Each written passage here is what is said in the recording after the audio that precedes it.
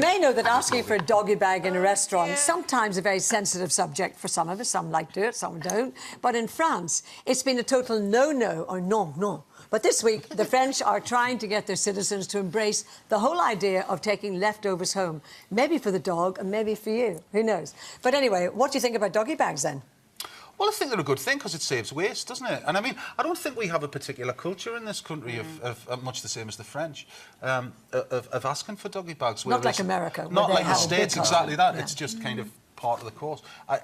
Yeah. And Italy doesn't have it because every time you eat in Italy, you eat. And you eat it all.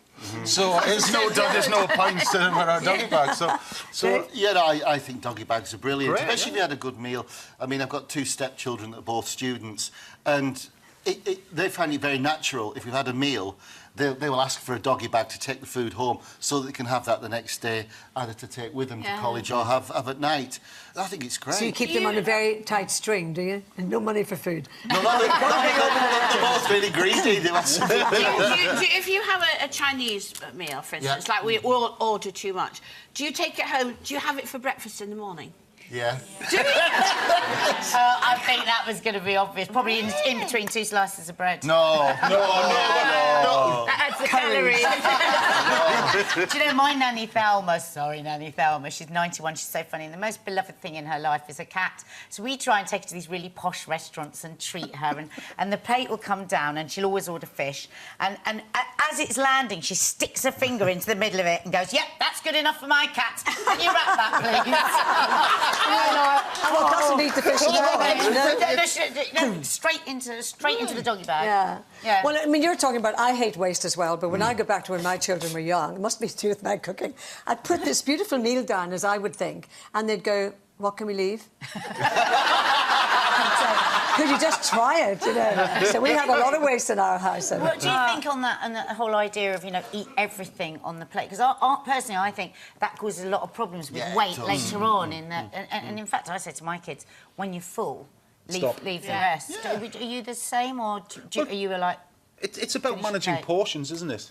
You know, and if you put on the plate what you know your parents or your kids are going to eat, then that's okay, you know. But it's about you as the adult and as the parent to kind of dictate what they... Please just eat the vegetables if you can't eat anything else. You know, you try and give them the vitamins and minerals when they're young. They put onto that. They say, "So what's really the most unhealthy thing on here?"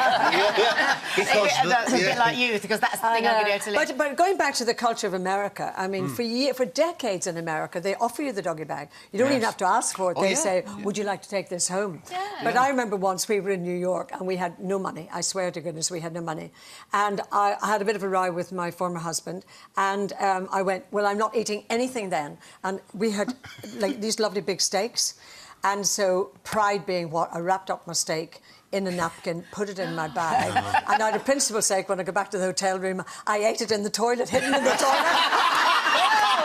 So that was my doggy bag. Do you remember in Coronation Street there was an actor called Albert Tatlock? Yes. Do you remember? Well, when I was in there, I wasn't with him, but I was told this story. He used to go into the kitchen, and we used to have like big...